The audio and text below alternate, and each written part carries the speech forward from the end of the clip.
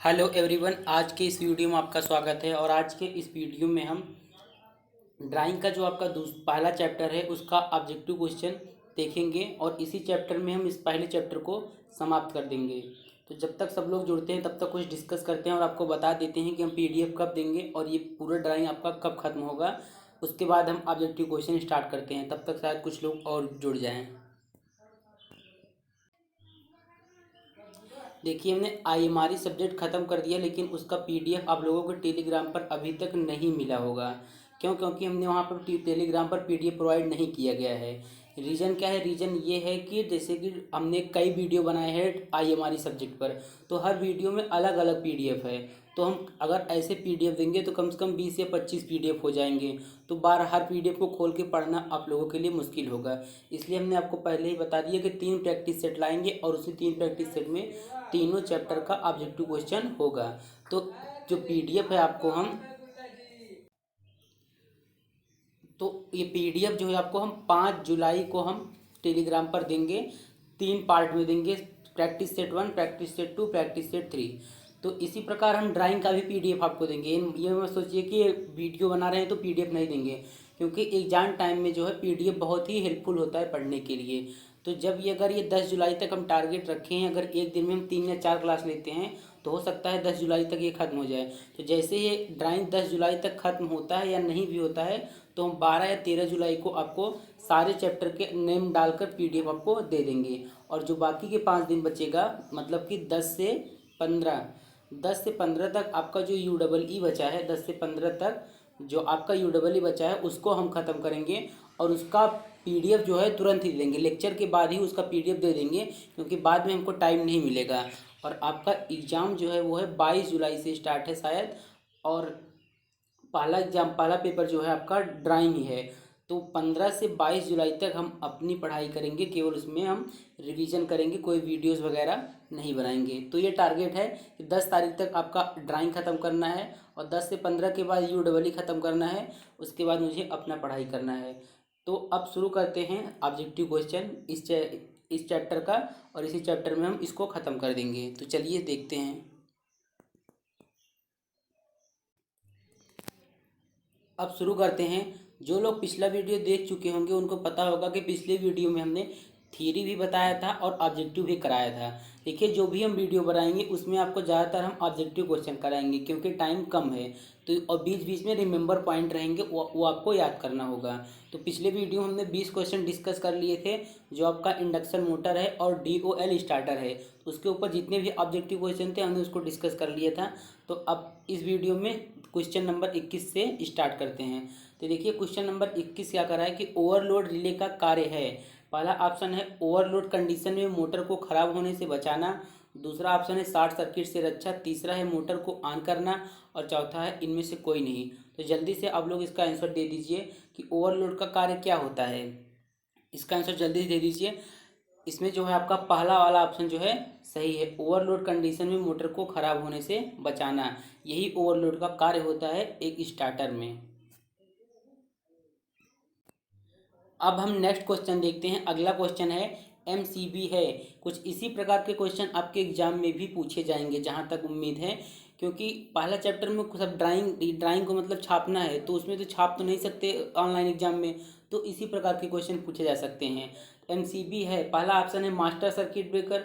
दूसरा है maximum current breaker. तीसरा है मास्टर कंट्रोल ब्रेकर। और चौथा है मिनिएचर सर्किट ब्रेकर। तो जल्दी से इसका आंसर आप लोग दे दीजिए। MCB का पूरा नाम क्या होता है? तो इसमें से आपका जो सही ऑप्शन है वो चौथा ऑप्शन सही है। MCB को मिनिएचर सर्किट ब्रेकर कहा जाता है। अब हम नेक्स्ट क्वेश्चन देखते हैं। अगला क्वेश्चन है हमारा, फ्यूज तारों के लिए सर्वोत्तम प्रैक्टिकल मटेरियल है। कहने का मतलब है फ्यूज तारों के लिए सबसे अधिक किस मटेरियल का प्रयोग किया जाता है। पहला ऑप्शन है एल्यूमिनियम, दूसरा है कॉपर, तीसरा आयरन, चौथा टिन।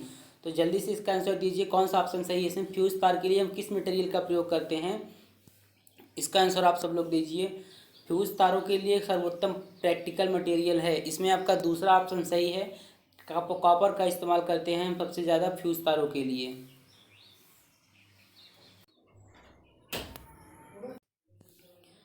अब हम नेक्स्ट क्वेश्चन देखते हैं। अगला क्वेश्चन है हमारा कि HRC फ्यूज है। HRC फ्यूज है, इसका पहला ऑप्शन है हाई रेटिंग ऑफ करंट, दूसरा है हाई रैप्टरिंग करंट, और तीसरा है हाई रेजिस्टेंस कैपेसिटी, और चौथा है नन ऑफ दीज। तो जल्दी से इसका आंसर दीजिए। HRC फ्यूज आपने पढ़ा होगा स्विच गियर एंड प्रोटेक्शन वाले सब्जेक्ट में। HRC फ्यूज का क्या होता है?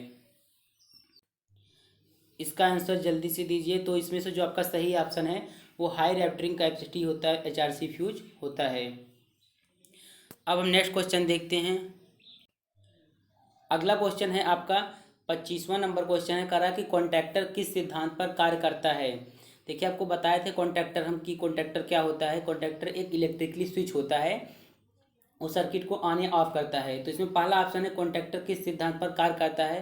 पहला ऑप्शन है इलेक्ट्रोलाइट, दूसरा है इलेक्ट्रोमैग्नेटिक, तीसरा है इलेक्ट्रोस्टैटिक, चौथा नन ऑफ एबव। क्वेश्चन को ध्यान से देखिए और इसका आंसर दीजिए जल्दी से कि कॉन्टैक्टर किस सिद्धांत पर कार्य करता है। तो आपको बताए थे कॉन्टैक्टर जो होता है इलेक्ट्रोमैग्नेटिक विद्युत चुंबकीय सिद्धांत पर कार्य करता है। इसमें दूसरा ऑप्शन आपका सही है। अब देखिए अगला क्वेश्चन देखते हैं। ये क्वेश्चन बहुत ही इंपॉर्टेंट है, इसको आप लोग नोट कर लीजिए, फिर इसका स्क्रीनशॉट ले लीजिए। 3 फेज पीरियड मोटर मतलब 3 फेज इंडक्शन मोटर की DOL स्टार्टर में प्रयुक्त सुरक्षात्मक रिले है। कहने का मतलब DOL स्टार्टर में कौन से प्रोटेक्टिव रिले का प्रयोग किया जाता है।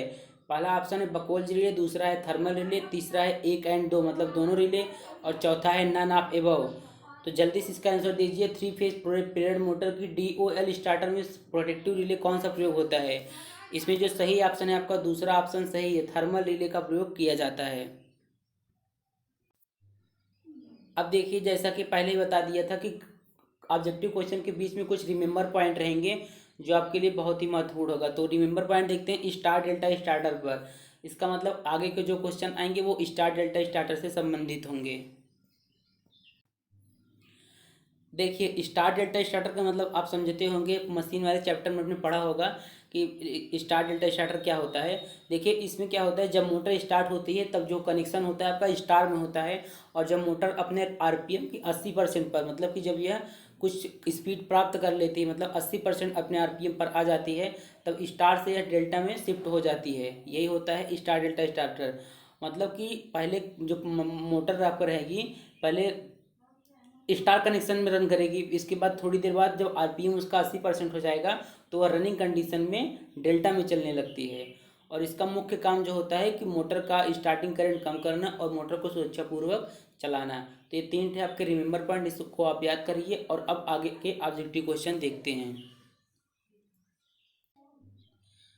अब देखिए अगला क्वेश्चन है आपका स्टार डेल्टा स्टार्टर से ही है कि स्टार्टिंग और रनिंग के दौरान स्टार डेल्टा स्टार्टर की वाइंडिंग को किस में जोड़ा जाता है। क्वेश्चन यही है कि जब मोटर स्टार्ट होती है तो कनेक्शन किस में होता है, और जब मोटर रनिंग में होती है तब कनेक्शन किस में होता है।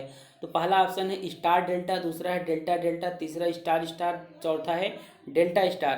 तो जल्दी से इसका आंसर दीजिए। इसमें पहला वाला ऑप्शन जो है आपका सही है, क्योंकि जब मोटर स्टार्ट में होता है तो ये क्या होता है, स्टार्टिंग में होता है तो स्टार कनेक्शन में होता है, और जब रनिंग के दौरान ये डेल्टा कनेक्शन में होता है।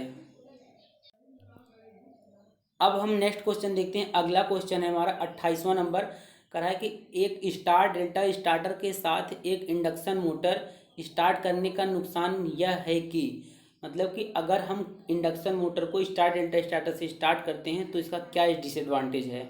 पहला ऑप्शन है the starting torque is 1/3 of the torque in case of delta connection, दूसरा ऑप्शन है during starting high losses result, तीसरा है the starting torque increase and the motor runs with the jerks, और चौथा है नन ऑफ दीज। तो जल्दी से इसका आंसर आप दे दीजिए कि स्टार डेल्टा स्टार्टर को अगर इंडक्शन मोटर्स की सहायता से स्टार्ट करते हैं तो इसका क्या डिसएडवांटेज है। इसमें जो आपका सही ऑप्शन है वो पहला वाला ऑप्शन सही है।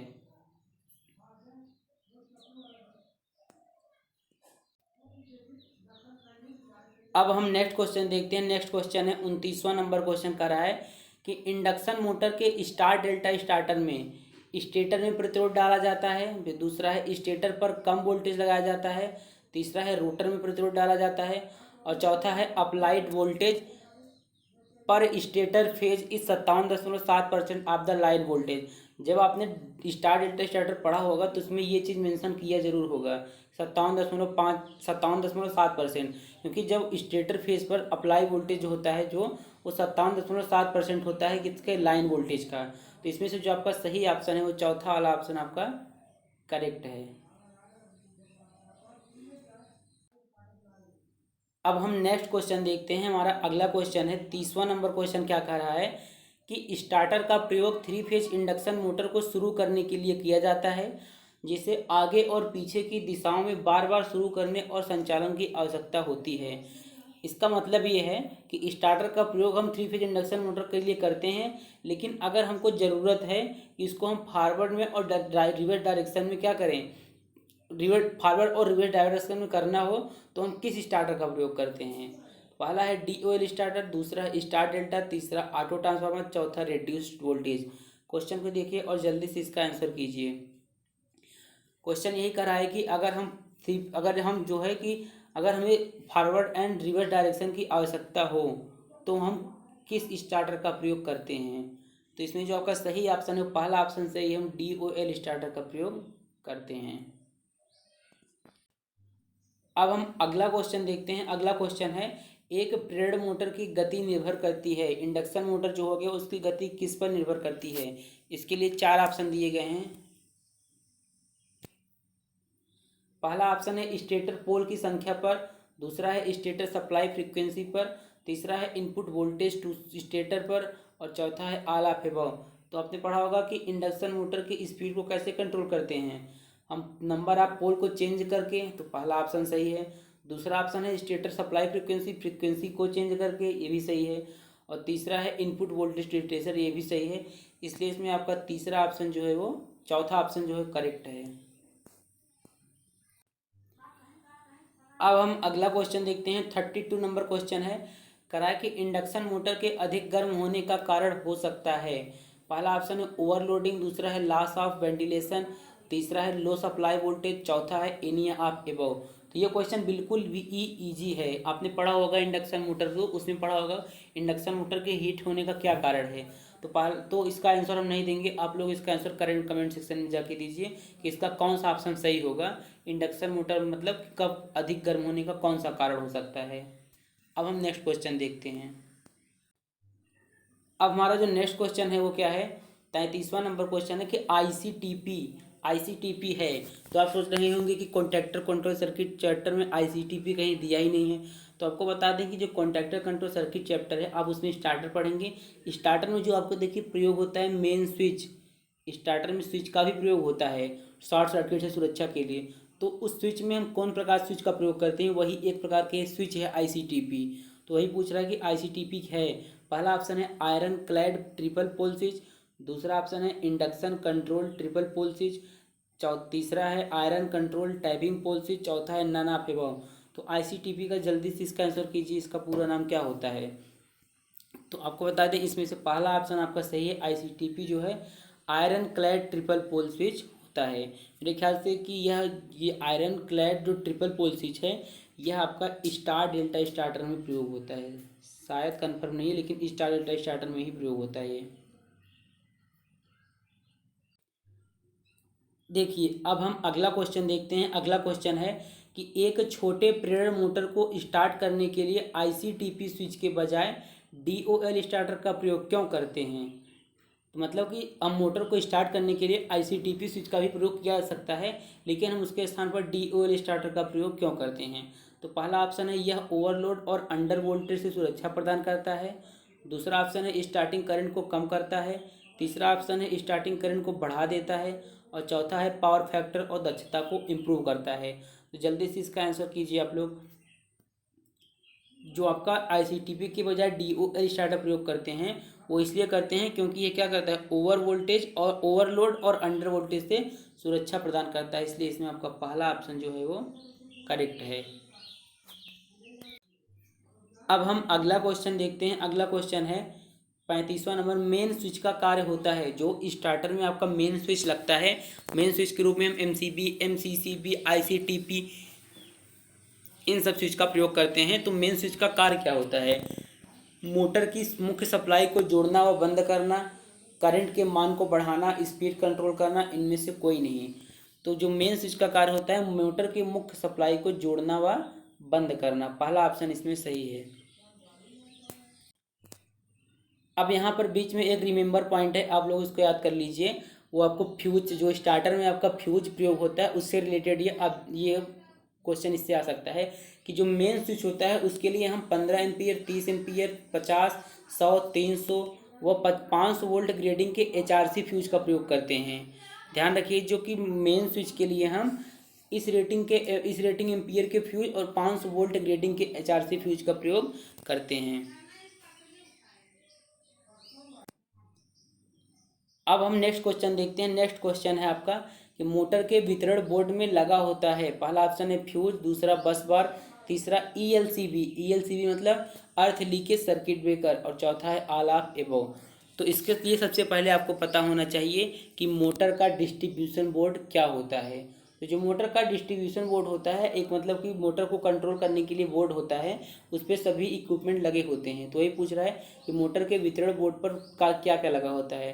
तो मोटर के वितरण बोर्ड पे आपको बता दें तीनों ही चीज़ें लगी होती हैं, इसलिए इसमें आपका जो है चौथा ऑप्शन वो है करेक्ट है।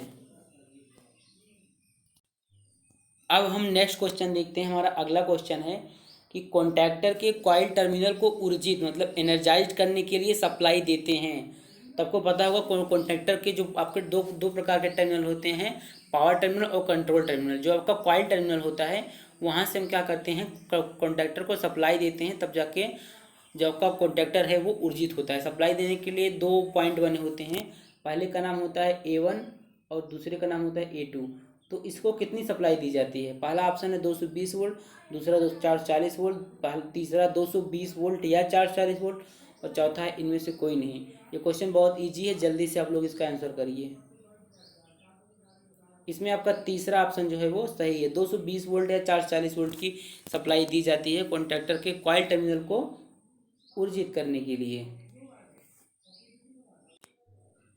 अब हम नेक्स्ट क्वेश्चन देखते हैं। हमारा नेक्स्ट क्वेश्चन है कि थर्मल ओवरलोड रिले, जो थर्मल ओवरलोड रिले मोटर की सुरक्षा करती है किससे, ओवरलोड करंट से, हार्मोनिक प्रभाव से, शाफ्ट की खराबी से, इनमें से कोई नहीं। बहुत ही इजी क्वेश्चन है, आप लोग जल्दी से इसका आंसर करिए कि थर्मल ओवरलोड रिले मोटर की सुरक्षा करती है। इसका आंसर इसमें आपका पहला वाला ऑप्शन सही है, ओवरलोड करंट से। अब हम कुछ थ्योरी देखते हैं थोड़ा सा, इसके बाद इस पर ऑब्जेक्टिव क्वेश्चन सॉल्व करेंगे। पहले सिलेबस बता देते हैं कि ये टॉपिक आया कैसे। देखिए, जो आपके सिलेबस में दिया है DOL स्टार्टर, जो 3 प्रकार के स्टार्टर हैं, तीनों स्टार्टर पढ़ लेना है। जो भी ऑब्जेक्टिव क्वेश्चन बनेंगे उसको सॉल्व करना है। और फिर स्टार्टर में कौन कौन से कंपोनेंट लगते हैं उस पर भी ऑब्जेक्टिव क्वेश्चन आ सकते हैं। लेकिन इस सिलेबस में आपका आगे जो है स्पीड कंट्रोल भी दिया है, जैसे इसमें दिया होगा 2 स्पीड कंट्रोल। तो ऐसे ऐसे करके टॉपिक हैं, इसलिए स्पीड कंट्रोल से भी क्वेश्चन आ सकते हैं, इसलिए हमने यहाँ पे इसको मेंशन किया है। देखिए, पहले एक आपको फार्मूला दिखा देते हैं, आपने पिछले क्लास में पढ़ा होगा। इस फार्मूले से आप जरूर परिचित होंगे और ये फार्मूला आपको पता भी होगा कि देखिए, जो इंडक्शन मोटर होता है उसकी स्पीड को कंट्रोल कैसे करते हैं। देखिए, यहाँ पे जो NR है वो आपके रोटर की स्पीड है, और NS जो है वो सिंक्रोनस स्पीड है, और S क्या है, मोटर का स्लिप है। तो सिंक्रोनस स्पीड का फार्मूला ये होता है, और आपका रोटर की स्पीड का फार्मूला ये होता है। तो अगर हमको क्या है, अगर मोटर की स्पीड को कंट्रोल करना है तो जाहिर सी बात है P मतलब पोल्स, कि नंबर ऑफ पोल्स को चेंज करके हम कंट्रोल कर सकते हैं। केवल आप इस फार्मूले को ध्यान से देखिए, इस फार्मूले को, यहाँ पे फार्मूला आप देख सकते हैं कि अगर हम नंबर ऑफ पोल्स, ये P जो है, अगर नंबर ऑफ पोल्स को चेंज करते हैं हम, तो हम स्पीड की मोटर को कंट्रोल कर सकते हैं। और अगर हम यह मतलब फ्रीक्वेंसी को चेंज करते हैं तो भी हम इसकी स्पीड को कंट्रोल कर सकते हैं। तो ये दो विधियाँ हो गए स्पीड के कंट्रोल की। तो अब हम जो पॉइंट नोट किए हैं उसको देखते हैं। आप लोग इसका स्क्रीनशॉट ले लीजिए, इससे ऑब्जेक्टिव क्वेश्चन हमने बनाए हैं तो आपके लिए इम्पॉर्टेंट है। देखिए, अगर स्टेटर साइड से हमें प्रेरण मोटर मतलब इंडक्शन मोटर की स्पीड को कंट्रोल करना है तो हम कौन सी विधि का प्रयोग करते हैं, फ्रीक्वेंसी को कंट्रोल करके, changing the number of stator pole की संख्या में बदलाव करके, कंट्रोलिंग सप्लाई वोल्टेज को कंट्रोल करके, adding rheostat in the stator circuit में रियोस्टेट लगाकर हम स्पीड कंट्रोल कर सकते हैं इंडक्शन मोटर की। तो ये इतनी विधियां हैं स्पीड कंट्रोल करने की।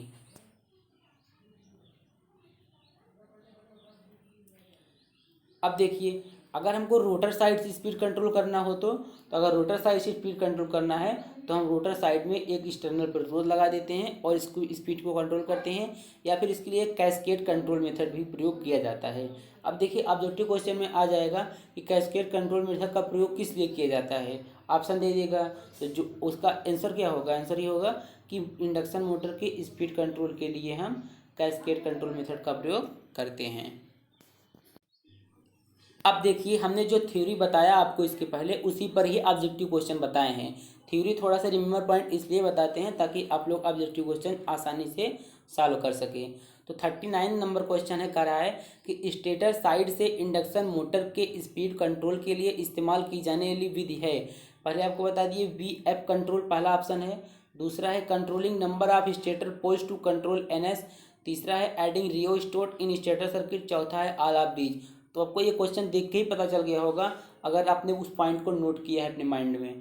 तो स्टेटर साइड से अगर इंडक्शन मोटर के स्पीड को कंट्रोल करना है तो उपरोक्त तीनों विधियों का ही प्रयोग करते हैं हम, इसलिए इसमें आपका चौथा ऑप्शन जो है वो करेक्ट है। अब हम नेक्स्ट क्वेश्चन देखते हैं। अगला क्वेश्चन है हमारा 40वां नंबर क्वेश्चन है कि प्रेरण मोटर के गति नियंत्रण के लिए स्टेटर वोल्टेज नियंत्रण किसके लिए उपयुक्त है। मतलब कहने के लिए क्वेश्चन समझिए, कह रहा है कि जो इंडक्शन मोटर है आपका, जो इसमें आप स्पीड कंट्रोल करते हैं, अगर स्टेटर वोल्टेज नियंत्रण से करते हैं तो वो किसके लिए उपयुक्त होता है। फैन एंड पंप ड्राइव के लिए, दूसरा है क्रेन के ड्राइव के लिए, तीसरा है रनिंग एज द जनरेटर, और चौथा है कांस्टेंट लोड ड्राइव।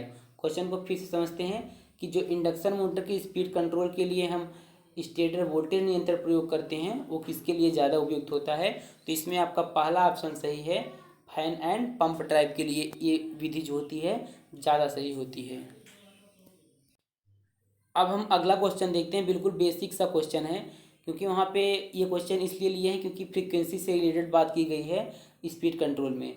तो भारत में AC आपूर्ति की आवृत्ति के मूल्य की गणना करें। मतलब भारत में जो फ्रीक्वेंसी होती है कितनी होती है, 0 हर्ट्ज, 50 हर्ट्ज, 49 हर्ट्ज, 60 हर्ट्ज, ये जहाँ तक सबको पता होगा। तो इसका जल्दी से इसका आंसर कर दीजिए। इसमें जो आपका सही ऑप्शन है वो है 50 हर्ट्ज। अब हम नेक्स्ट क्वेश्चन देखते हैं और देखते हैं ये क्वेश्चन आप लोग कर पाते हैं कि नहीं, क्योंकि स्टार डेल्टा स्टार्टर के जो रिमेंबर पॉइंट बताए थे उसमें हमने इसको नोट नहीं किया था। क्वेश्चन कर रहा है कि स्टार डेल्टा स्टार्टर का प्रयोग किया जाता है 5 HP से 15 HP तक की मोटर के लिए, दूसरा ऑप्शन है 5 HP से कम मोटर के लिए, 50 HP के लिए, इनमें से कोई नहीं। तो जल्दी से इसका आंसर करिए आप, क्योंकि स्टार डेल्टा स्टार्टर आप पढ़ चुके हैं पहले ही। इसका आंसर करिए जल्दी से। स्टार डेल्टा स्टार्टर का प्रयोग कहाँ पर करते हैं, किस HP के लिए, कितने HP के लिए करते हैं। तो इसमें जो आपका सही ऑप्शन है वो पहला वाला ऑप्शन आपका सही है। स्टार डेल्टा स्टार्टर का प्रयोग हम 5 HP से 15 HP तक की मोटर के लिए करते हैं। अब हम अगला क्वेश्चन देखते हैं। अगला क्वेश्चन 43 नंबर क्वेश्चन है, करा है कि 125 HP से अधिक पावर के प्रेरण मोटर को सुरक्षित स्टार्ट करने के लिए सबसे अच्छा स्टार्टर है। तो अगर 125 HP के पावर का इंडक्शन मोटर है, अगर उसको सेफली स्टार्ट करना है तो सबसे अच्छा स्टार्टर कौन सा होगा। पहला ऑप्शन है ऑटो ट्रांसफार्मर स्टार्टर, दूसरा है DOL स्टार्टर, तीसरा है स्टार डेल्टा, और चौथा है इनमें से कोई नहीं। तो जल्दी से इसका आंसर आप लोग बताइए कि अगर 125 HP का इंडक्शन मोटर है, अगर उसको स्टार्ट करना है सेफली तो कौन सा स्टार्टर का प्रयोग करेंगे ज़्यादा बेटर होगा। तो इसमें से आपका जो ऑप्शन सही है जल्दी से करिए आप लोग। पहला वाला ऑप्शन आपका इसमें सही है, ऑटो ट्रांसफार्मर स्टार्टर का प्रयोग करते हैं 125 HP से अधिक पावर के मोटर के लिए। अब हम अगला क्वेश्चन देखते हैं कि ऑटो ट्रांसफार्मर का कॉस्ट अधिक होता है। पहला ऑप्शन है ट्रू, दूसरा फॉल्स। आप बताइए ऑटो ट्रांसफार्मर का कॉस्ट ज़्यादा होता है, सही है या गलत। तो आपको बता दें ऑटो ट्रांसफार्मर का कॉस्ट बहुत ज़्यादा होता है, इसीलिए इसका प्रयोग नहीं किया जाता है। और आपको पता होगा सबसे अधिक किस स्टार्टर का प्रयोग किया जाता है। सबसे सस्ता, तो सबसे पहली बार सस्ता जो होता है वो स्टार डेल्टा स्टार्टर जो होता है सबसे सस्ता होता है, लेकिन प्रयोग हम दोनों का करते हैं, स्टार डेल्टा और DOL स्टार्टर का प्रयोग बहुत ज़्यादा करते हैं। क्योंकि इसका कॉस्ट भी कम होता है, और जो ऑटो ट्रांसफार्मर है आपका स्टार्टर होता है इसका प्रयोग बहुत कम करते हैं क्योंकि इसका कीमत बहुत ज़्यादा होता है। तो इसमें पहला वाला ऑप्शन जो है आपका करेक्ट है। अब देखिए हम अगला क्वेश्चन देखते हैं।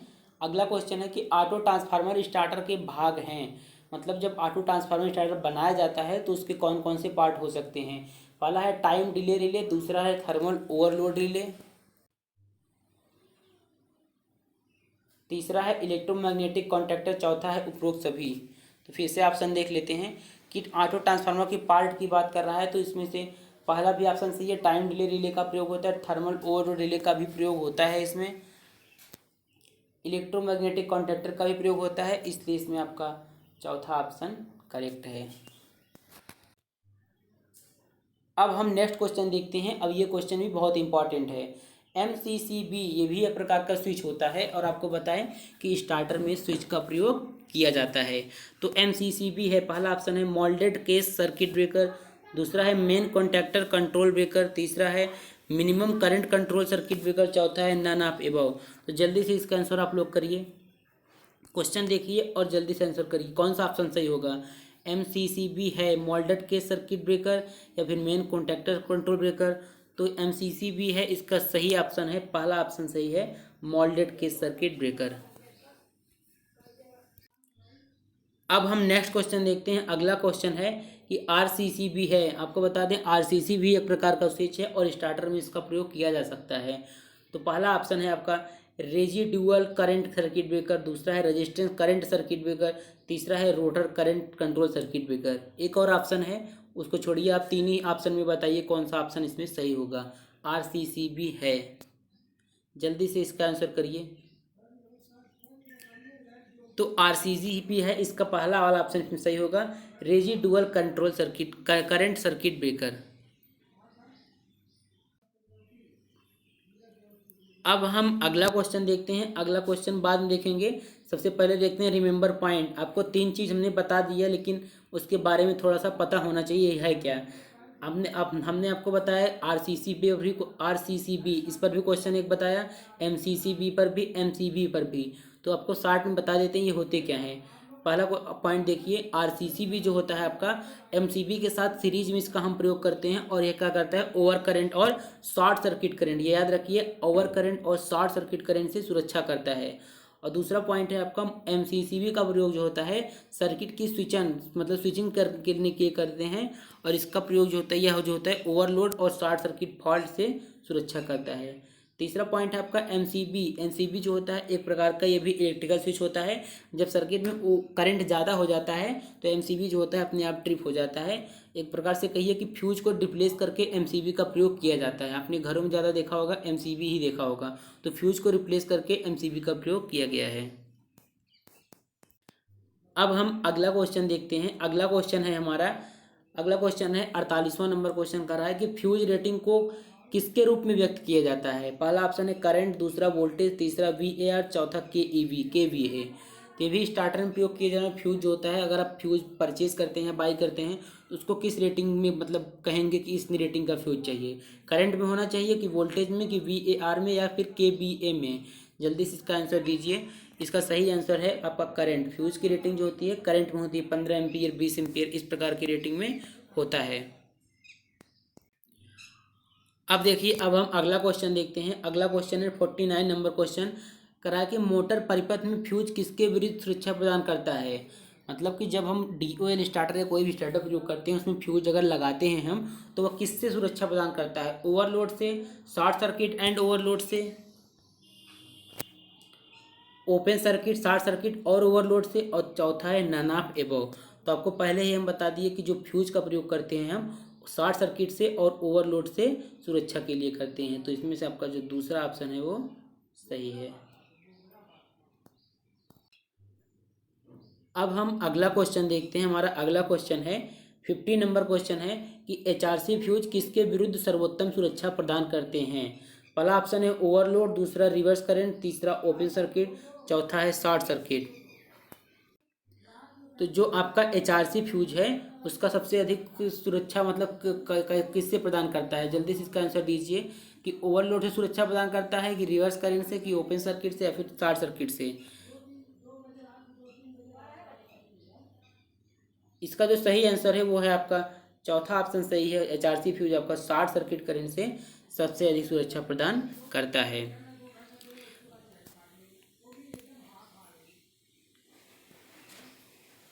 तो अब आपको बता दें कि ये चैप्टर आपका ख़त्म हो चुका है। देखिए, कोई भी चैप्टर के में ऑब्जेक्टिव क्वेश्चन की संख्या बहुत अधिक हो सकती है, इसमें भी 50 से अधिक क्वेश्चन बन सकते हैं। लेकिन अगर आप थ्योरी पढ़े रहेंगे तो थ्योरी के आधार पर आप कम ऑब्जेक्टिव क्वेश्चन भी सॉल्व करेंगे तो भी चलेगा। लेकिन अगर आप थ्योरी नहीं पढ़े हैं तो आपको अधिक से अधिक ऑब्जेक्टिव क्वेश्चन सॉल्व करना होगा। तो अब अगले वीडियो में हम अगला चैप्टर स्टार्ट करेंगे जो आपका है अर्थिंग। वो वीडियो भी आज ही आएगा और अर्थिंग चैप्टर भी आज ही समाप्त हो जाएगा। तो आप बताइए वीडियो कैसा रहा, आप कमेंट करके बताइए, फिर इसको हम आगे कंटिन्यू करते हैं।